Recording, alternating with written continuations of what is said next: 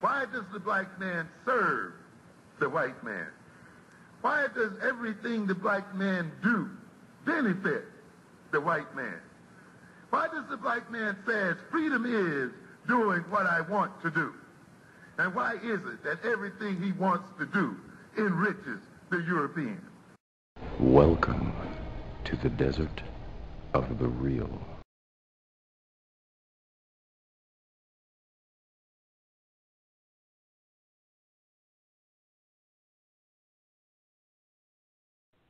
I'm not going to lie to you. I thought that the movie was going to be good. I didn't think it was going to be that good. You know, like the brother that's on the line, I read, you know, man, listen, I read every comic book you could think about when I was younger. But Black Panther wasn't one of my favorite characters because, again, it just wasn't that exciting for a dude to, you know, to keep it 100, just be running around kicking people and scratching them. So, you know what I'm saying? Same here. So that wasn't. He wasn't my favorite character either. And I think a lot of people ain't admitting that. They're like, "Oh man, I used to love Black Panther." Man, no, you didn't. You know what I'm saying? No, you didn't. But I you know what I liked, Minister? What's that, brother? The T'Challa in the movies is much more interesting than the T'Challa in the comic. Yes, right. Sir. Indeed. He's much more relatable because the T'Challa in the comic is, to be honest with you, kind of an asshole. Yeah, he's bottom line, matter of fact. Very matter of fact, very bottom line. Yeah. But okay, so what, you know, first and foremost, the thing I love the most about the movie is the spiritual aspect of it. And I think that a lot of people don't necessarily talk about that because they may not be into that. But to me, you know, my favorite scenes are both times where both T'Challa and the Killmonger gentlemen go under, and they're able to you know, they're basically able to transcend the ancestral realm, and they're able to talk to, you know, they're able to talk to certain people who passed away already. But for me, I mean, you know what's ill about this movie that I think is beautiful is that, you know, when the Killmonger character, he makes his transition. I was saying this on a post in another group today. He doesn't have anybody to really guide him. So he goes and he talks to his father. He goes and he becomes a child. There's a form of meditation. It's Hawaiian meditation. It's called Ho'oponopono. And what you do in it is you talk to yourself in a certain way, in the way of forgiveness, and you let certain things go so you won't be bonded to it. This dude went into that realm, and he went into that realm angry. He did not come out at peace. He came out even angrier. And so that's what I thought was beautiful about the movie because, you know, when you're not guided, when you're a spiritual person but you're not guided, you can think that you pray, you can think that you pay charity, you can think that you can do all of the levels of spirituality, which to me, you know, spirituality is prayer, fasting, meditation, incantation, and ritual. And when you go through all 5 of those levels, but you're not guided, you can go through there with some selfish intentions or whatever, but you didn't never really purified. And what I was saying in the group when I talked about it, I said, you know, I think that they were so afraid of him that they didn't even want to try to guide him through his ancestral traveling. They just let him do it. You know what I'm saying? Because, you know, this fool was like, look, if you say the wrong thing, I'm going to jack you up by your neck. So, you know, those were very spiritual people that were supposed to be trying to tell him, look, if you're going to be our king, first thing you got to do is let go of that Africa versus America stuff that you got in your heart. But they couldn't do that because they was afraid. So all he did was he went into that realm and he came out with more anger than he was supposed to because he was not guided in his spirituality.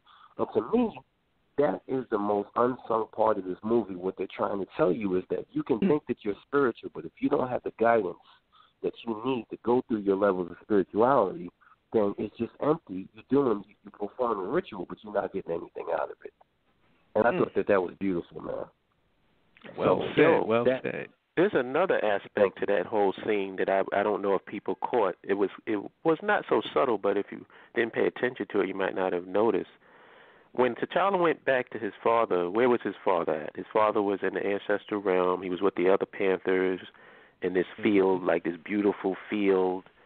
But when Killmonger went back, he went back to a damn apartment. Yes, the project. And I thought that was sad. Like, that's what struck me, and that's why T'Challa was angry at his father. He said, "Why didn't you bury him? He didn't even get a proper burial." And that that meant was he's trapped there in that apartment. That's his ancestral realm. Right. Right. And I thought that was sad. I have a point on that too. I think that's a very astute observation about the spirituality. But the one thing I think that the one caveat to that is, and this is where I kind of side with Killmonger, the Wakandans didn't have the moral high ground in that argument. And that's why he wasn't listening to them. And I can understand that. I may not necessarily agree with everything he did, but I understand because they had no answer for any of the things that he said. No doubt. Kind of shut him off. No doubt. But here's the thing, though. Here's the thing, Dad, and I agree with you there, too. However, when you become the king of a nation, you got to let all that stuff go, regardless, because it's going to – the thing about it is that, and this is kind of me and Holip's point, because we talk offline about this. Everybody is all Killmonger's the hero, Killmonger's the hero. And what y'all talking about? Y'all crazy? Like, this Killmonger – you know what I'm saying? Like, this Killmonger character didn't give a damn about nobody but himself. And when you become the king of a nation, you cannot think about you anymore. You have to think about the people. You're saying that you're trying to think about the people, so we're going to send Wakanda to the people, and they're going to take down the government. But the reality is that you're just trying to express more of your anger that you, again, did not get rid of when you transcended the ancestral plane. So you went in there and you came out lit. And to me, it's like, I just think that a lot of times people get into religion, people get into even what they call African spirituality, because I've seen this in the conscious community where brothers and sisters will say, well, you know what, I tried the Muslim faith, I tried the Christian faith, and it was yada, yada, yada. I practice African spirituality. Fine. But when you come on your YouTube, Facebook, or whatever, we can see that ain't doing a damn thing for you. You're still the same idiot you was. You know what I'm saying? Before you picked it up.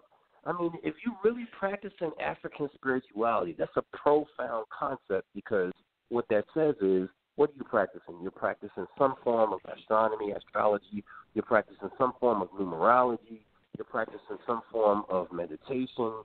You're eating is. I mean, there's a lot that goes into what you call African spirituality. And you still an idiot? You still don't do nothing but troll people? You still don't do nothing? You know what I'm saying? So to me, it's like at the risk of burning the forest down, I don't think that extraordinary claims that are not backed up by scientific evidence are going to help anyone anyway. To be honest, the mindfulness and meditation, yes. Numerology and astrology, no, that's not going to help anybody do anything. It's just not real. That's debatable, big brother. Of course, that's debatable. Oh, but nevertheless, science would say otherwise. Well, we getting ready to go off the rails. So let's bring it back. About it this way. Yeah. The premise is this. My bad. But the premise is this. You are supposed to have something different. You're supposed to have something better. You're supposed to have something, quote unquote, more enlightened. And you're still an idiot. You know what I'm saying? So let me say this, though. So even though Killmonger took the throne, he wasn't ready for the throne. No doubt. No doubt. He was getting ready to kill his head tech person. Yeah, man. That's all I need. I mean, I ask people, like, so then what was going to happen with technology once he just killed the smartest person in the world? Right, and he knew nothing. He didn't even, learn or put people in place to learn. He's there a day, and he's just going to destroy everything. He also killed wise counsel. That's what the spiritual leader that would have been able to, guide him through all of this stuff, he killed him. So you could say that, because of the monarch or whatever the rules were, he was in a position of power. He was the king now, but he was so clouded in what he had going on, what his agenda was. He wasn't thinking about the whole.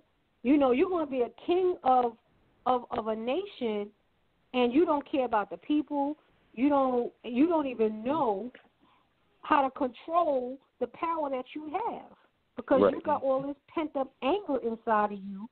So, like, none of that was going to work. None of that was going to work, and he's using the portion of the that the guy from Get Out, I can't remember his name in the movie, because he was angry because he wanted Claude dead because he killed his father. So he used that, and that was the person that he used to help him. That was his army, but none of that was going to ever work because they were going to take them out. I mean, and that's exactly what happened. They were able to completely demolish that group of people. I mean, they killed some, they captured some, but they were able to do that because these people they were trained for this. The other group is going purely on anger and some pent up emotions. That's never going to work. None of that was a good look. That's another point that I wanted to make, too, about the whole Claw situation, because, like, this man of the people that they're trying to present Killmonger to be, I said, did he bring Claw to justice because that was for Wakanda, or did he did that to get past the Wakandan defense forces? Claw was a pawn. Claw was, That's exactly what he did. I mean, the fact that he did his research, because who did he bring him to? The one person he made that whole speech during when he challenged T'Challa. He told him exactly that I killed all these people so I can kill you.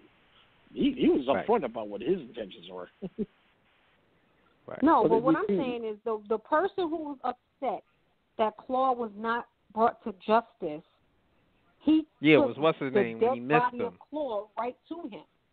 You know what I'm saying? So he did his research. I have no clue how he did that research, because this is supposed to be a secret society, but that's one of those things where, it's a movie, so it's not real. But another plot hole there. Right. He did his research because he knew exactly. Yeah, Claw probably all Claw could have told him was that I killed his father, and that might have, made me a little pissed off, or maybe I was a little happy. But how could he know that he would turn against his nation because some stranger brings this dead white man to his doorstep? That doesn't, that's still, this is my best friend. You know what I'm saying? I'm getting ready to go against my best friend and my woman because some stranger brought a dead white man to my doorstep. Makes absolutely no sense.